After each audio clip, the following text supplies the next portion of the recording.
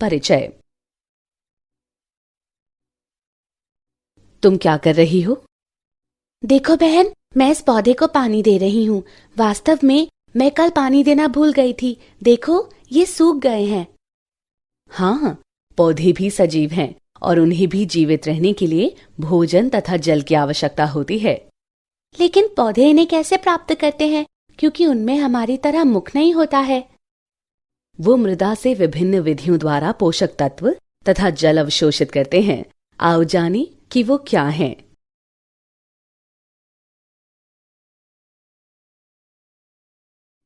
उद्देश्य। इस पाठ के अंत में आप निम्न करने में सक्षम हो जाएंगे: पौधों में जल के परिवहन की व्याख्या करना, विसरण, सुसाध्य विसरण और सक्रिय परिवहन जैसे परिवहन के विभिन्न माध्यमों के बारे में जानना, विभिन्न परिवहन विधियों के बीच अंतर करना, पादप जल संबंधों की व्याख्या करना, जल विभव को समझना, परासरण, जीव द्रव्य कुंचन एवं अंतःशोषण प्रक्रियाओं का वर्णन करना।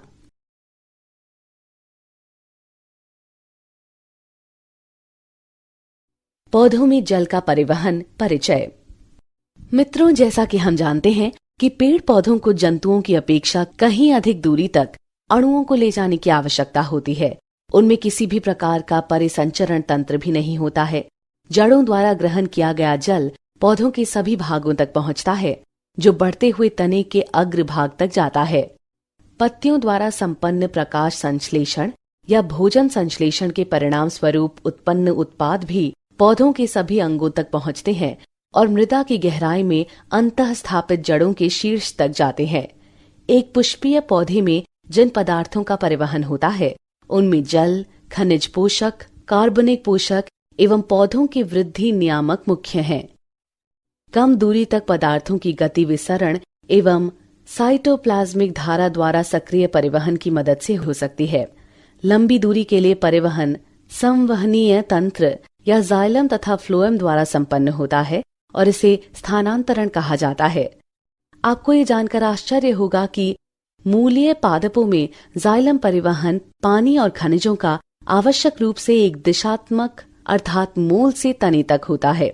हालांकि कार्बनिक तथा खनिज पोषकों का परिवहन बहुदिशात्मक होता है। आइए पौधों में छोटी दूरी तक परिवहन के माध्यमों के बारे में जानें।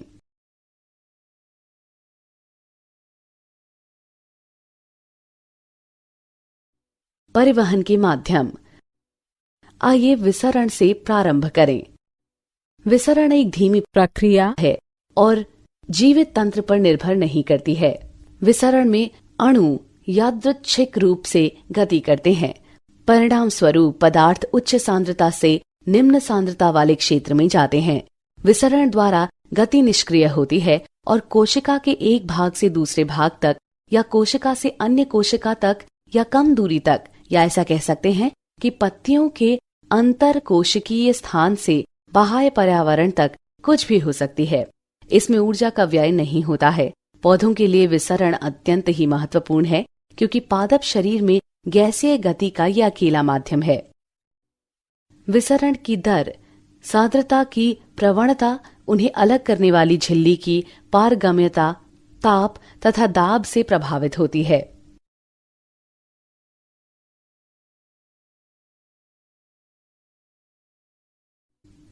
विसरण की दर पदार्थों के आकार पर निर्भर करती है।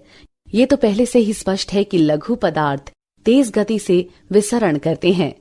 झिल्ली के आर पार किसी भी पदार्थ का विसरण झिल्ली के प्रमुख सहभागी लिपिड में घुलनशीलता पर निर्भर करता है। झिल्लिका प्रोटीन स्थान उपलब्ध कराती है, जिससे कुछ अणु आर पार निकल जाते हैं। वो सांद्रता प्रवणता स्थापित नहीं कर पाते हैं। अणुओं के विसरण के लिए सांद्रता प्रवणता निश्चित तौर पर पहले से ही उपस्थित होनी चाहिए, भले ही उन्हें प्रोटीन से मदद मिल रही हो। ये प्रक्रिया सुसाध्य विसरण कहलाती है। सुसाध्य विसरण में पदार्थों को झिल्ली के आर पार करने में विशिष्ट प्रोटीन मदद करती है और इसमें एटीपी ऊर्जा का व्यय नहीं होता। सुसाध्य विसरण अति विशिष्ट होता है। ये कोशिकाओं को पदार्थों के उद्ग्रहण के लिए चयन करने की छूट प्रदान करता है। अणुओं को आर पार जाने के लिए झिल्लिका में मौजूद प्रोटीन रास्ता बनाती है। कुछ रास्ते हमेशा खुले होते हैं तथा कुछ नियंत्रित हो सकते हैं। कुछ बड़े होते हैं जो विभिन्न प्रकार के अणुओं को आर पार जाने की छूट देते हैं। प्रोरिन एक प्रकार की प्रोटीन है जो कि प्लास्टिड माइटोकॉन्ड्रिया तथा कुछ बैक्टीरिया की बाह्य झिल्ली में बड़े आकार के छिद्रों का निर्माण करती है, ताकि झिल्ली में से होकर प्रोटीन के छोटे आकार के अणु भी उसमें से गुजर सकें। इस प्रक्रिया में बाह्य कोशिकीय अणु परिवहन प्रोटीन पर बंधित रहते हैं और यही परिवहन प्रोटीन बाद में घूर्णित होकर कोशिका के भीतर अणु को मुक्त कर देते हैं। उदाहरण के तौर पर जल मार्ग, जो 8 तरह के विभिन्न एक्वापोरिन से बना होता है।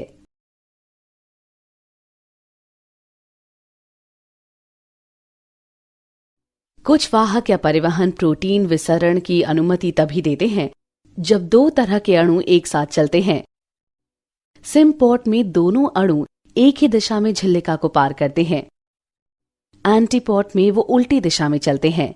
जब एक अणु दूसरे अणु से स्वतंत्र होकर झिल्लिका को पार करता है, तब इस विधि को यूनिपोर्ट कहते हैं। परिवहन का एक अन्य माध्यम सक्रिय परिवहन है। सक्रिय परिवहन सांद्रता प्रवणता के विरुद्ध अणुओं को पंप करने में एटीपी के रूप में ऊर्जा का उपयोग करता है। सक्रिय परिवहन झिल्लिका का प्रोटीन द्वारा पूर्ण किया जाता है। अतः झिल्लिका के विभिन्न प्रोटीन सक्रिय तथा निष्क्रिय दोनों परिवहन में मुख्य भूमिका निभाते हैं। पंप एक तरह के प्रोटीन है जो पदार्थ को कोशिका झिल्लिका को पार कराने में ऊर्जा का प्रयोग करते हैं। ये पंप प्रोटीन पदार्थों का कम सांद्रता से अधिक सांद्रता तक अपहिल परिवहन करा सकते हैं। परिवहन की गति अधिकतम तब होती है जब परिवहन करने वाले सभी प्रोटीन का प्रयोग हो रहा हो या वो संतृप्त ही क्यों न।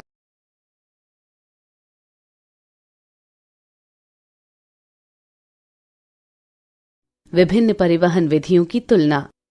आइए अब कुछ बिंदुओं के आधार पर साधारण विसरण, सुसाध्य विसरण तथा सक्रिय परिवहन की तुलना करें।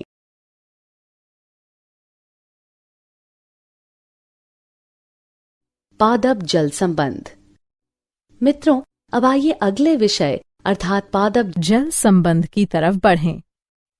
पौधों के सभी शारीरिक क्रियाकलापों के लिए जल अनिवार्य है और ये सभी जीवित प्राणियों के लिए अत्यंत महत्वपूर्ण भूमिका भी निभाता है। ये वो माध्यम भी उपलब्ध कराता है जिसमें अधिकतर पदार्थ घुलनशील होते हैं।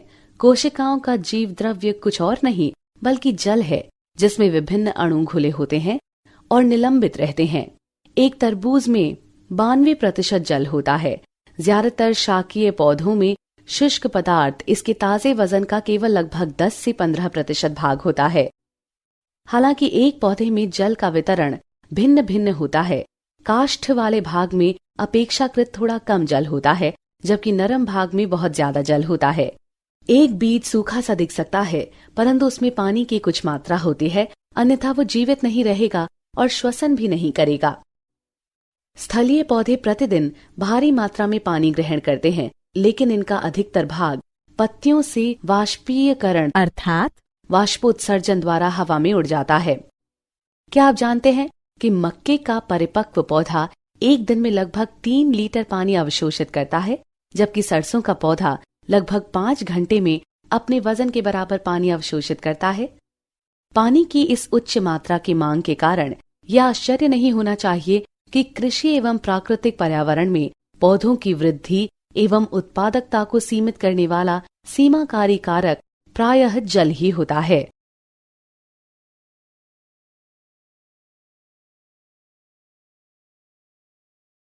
जल विभव। पादप जल संबंध को समझने के लिए हमें कुछ मानक शब्दों को जानने की आवश्यकता होगी। जल की गति को समझने के लिए जल विभव एक आधारभूत धारणा है। विलय विभव और दाब विभव 2 मुख्य घटक हैं जो जल विभव का निर्धारण करते हैं। जल के अणुओं में गतिज ऊर्जा पाई जाती है। किसी तंत्र में जल की सांद्रता अधिक है तो इसकी गतिज ऊर्जा या जल विभव भी अधिक होगा। अतः ये सुनिश्चित है कि शुद्ध जल में सबसे ज्यादा जल विभव होगा। यदि कोई 2 अंतःविष्ट जल तंत्र संपर्क में हो तो पानी के अणु की अनियमित गति के कारण जल की वास्तविक गति की त्वरित गति ज्यादा ऊर्जा वाले भाग से कम ऊर्जा वाले भाग में होगी। इस प्रकार पानी उच्च जल विभव वाले अंतःविष्ट जल के तंत्र से कम जल विभव वाले तंत्र की ओर जाएगा। पदार्थ की गति की ये प्रक्रिया मुक्त ऊर्जा की प्रवणता के अनुसार होती है और विसरण कहलाती है। जल विभव को ग्रीक चिन्ह जाई से अंकित किया गया है और इसे पास्कल्स जैसी दाब इकाई में व्यक्त किया गया है। परंपरा के अनुसार शुद्ध जल के जल विभव को एक मानक ताप पर, जो किसी दाब में नहीं है, पर शून्य माना गया है। सभी विलयनों में शुद्ध जल की अपेक्षा जल विभव निम्न होता है। इस निम्नता का परिमाण एक विलय के द्रवीकरण के कारण होता है, जिसे विलय विभव कहा जाता है। विलय विभव सदैव नकारात्मक होता है। जब विलय के अणु अधिक होते हैं तो विलय विभव अधिक नकारात्मक होता है। वायुमंडलीय दबाव पर घोल के लिए जल विभव विलय विभव होता है। यदि शुद्ध जल या घोल पर वायुमंडलीय दबाव से अधिक दबाव लगाया जाए तो उसका जल विभव बढ़ जाता है। पादप तंत्र में दाब निर्मित हो सकता है जब विसरण के कारण पौधे की कोशिका में जल प्रवेश करता है और वो कोशिका भित्ति को और बढ़ा देता है। ये कोशिका को स्फीत बना देता है। ये दाब विभव को बढ़ा देता है। दाब विभव ज्यादातर सकारात्मक होता है। हालांकि पौधों में नकारात्मक विभव या जाइलम के जल खंड में तनाव एक तने में जल के परिवहन में महत्वपूर्ण भूमिका निभाता है। दाब विभव को जाइपी से चिन्हित किया जाता है। कोशिका का जल विभव विलय एवं दाब विभव दोनों से ही प्रभावित होता है। इन दोनों के बीच संबंध निम्न प्रकार से होता है।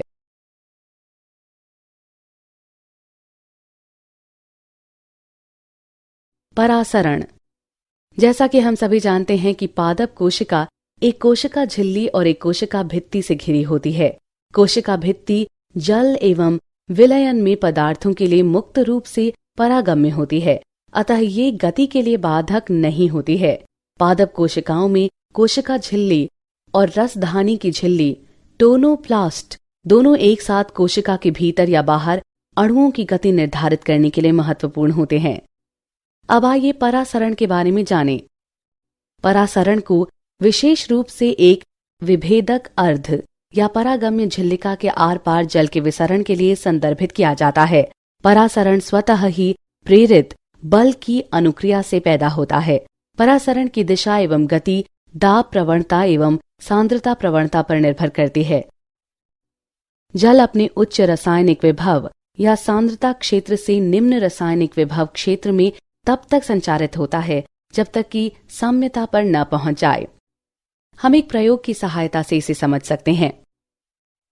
शकरा विलयन से भरी एक थीसल कीप लें और उसके बाद इसे जल से भरे बीकर में उल्टा रखें।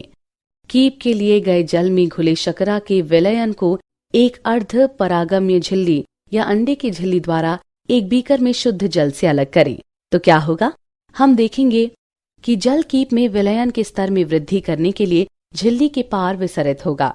ये तब तक लगातार विसरित होगा जब तक कि साम्यता पर न पहुंच जाए। अब हम कीप में जल की गति को रोकने के लिए कुछ दाब लगाएंगे।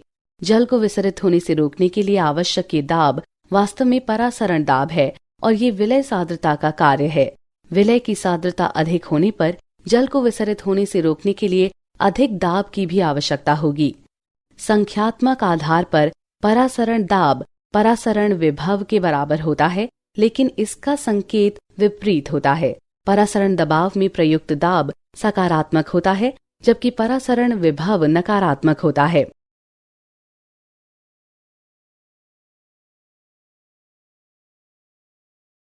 जीव द्रव्य कुंचन। पादप कोशिकाओं या ऊतकों में जल की गति के प्रति व्यवहार करना उसके आसपास के विलयन पर निर्भर करता है। यदि बाहरी विलयन परासरण दाब को संतुलित करता है तो उसे हम समपरासरी कहते हैं।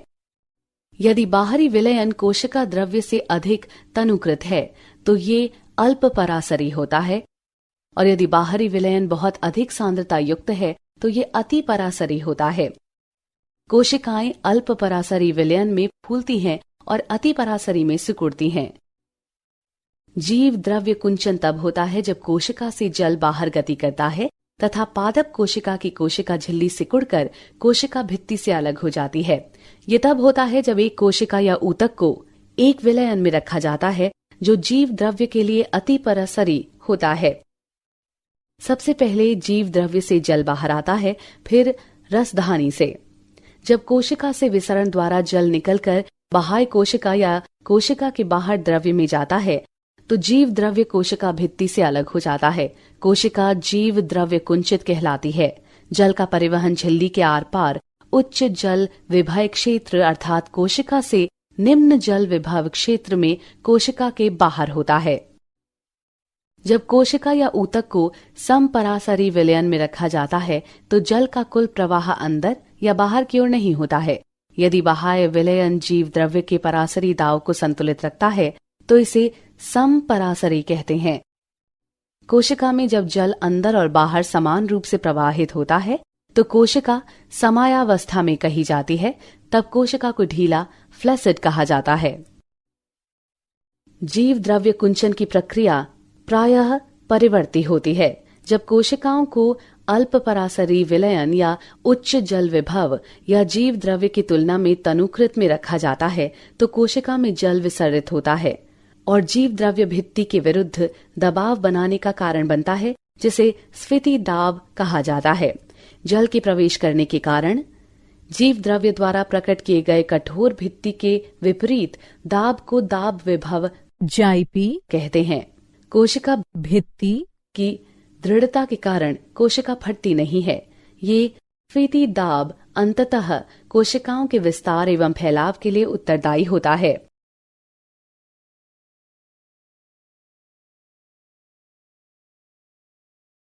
अंतः शोषण। अब आइए एक विशिष्ट प्रकार के पादप जल संबंध अर्थात अंतः शोषण के बारे में जानें। अंतः शोषण एक विशिष्ट प्रकार का विसरण है। जब ठोस क्लाइडस द्वारा जल अवशोषित किया जाता है तो इसके कारण उसके आयतन में विशाल रूप से वृद्धि होती है। अंतः शोषण के प्रतिष्ठित उदाहरणों में बीजों और सूखी लकड़ियों द्वारा जल का अवशोषण है। अंतः शोषण एक प्रकार का विसरण भी है क्योंकि जल की गति सांद्रण प्रवणता के अनुसार है। बीज या अन्य ऐसी ही सामग्रियों में पानी लगभग नहीं के बराबर है, अतः ये आसानी से जल का अवशोषण कर लेते हैं। अवशोषक तथा अंतः शोषित होने वाले द्रव्य के बीच जल विभव प्रवणता आवश्यक है।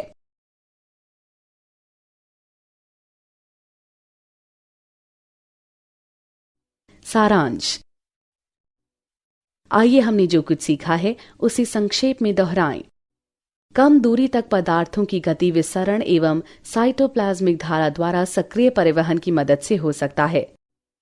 लंबी दूरी के लिए परिवहन संवहनीय तंत्र या जाइलम तथा फ्लोएम द्वारा संपन्न होता है और इसे स्थानांतरण कहा जाता है।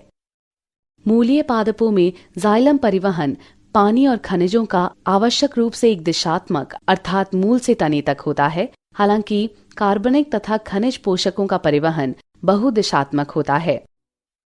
विसरण में अणु यादृच्छिक रूप से गति करते हैं, परिणाम स्वरूप पदार्थ उच्च सांद्रता से निम्न सांद्रता वाले क्षेत्र में जाते हैं। सुसाध्य विसरण में पदार्थों को झिल्ली के आर पार करने में विशिष्ट प्रोटीन मदद करती है और इसमें एटीपी ऊर्जा का व्यय नहीं होता। सांद्रता प्रवणता के विरुद्ध अणुओं को पंप करने के लिए सक्रिय परिवहन ऊर्जा का उपयोग करता है। ये झिल्लिका प्रोटीन द्वारा संपन्न होता है।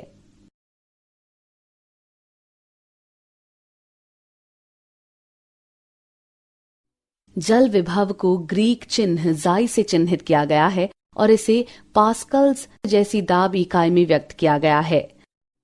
कोशिका का जल विभव विलय एवं दाब विभव दोनों से ही प्रभावित होता है। इन दोनों के बीच संबंध निम्न प्रकार से होता है।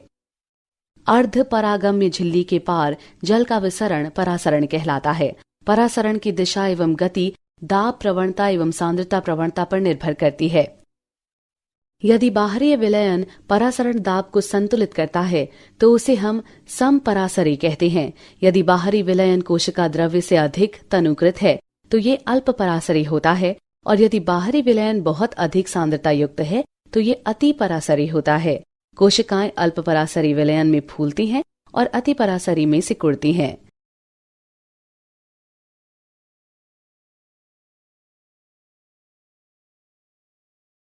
जीव द्रव्य कुंचन तब होता है जब कोशिका से जल बाहर गति करता है तथा पादप कोशिका की कोशिका झिल्ली सिकुड़कर कोशिका भित्ति से अलग हो जाती है। अंतः शोषण एक विशिष्ट प्रकार का विसरण है।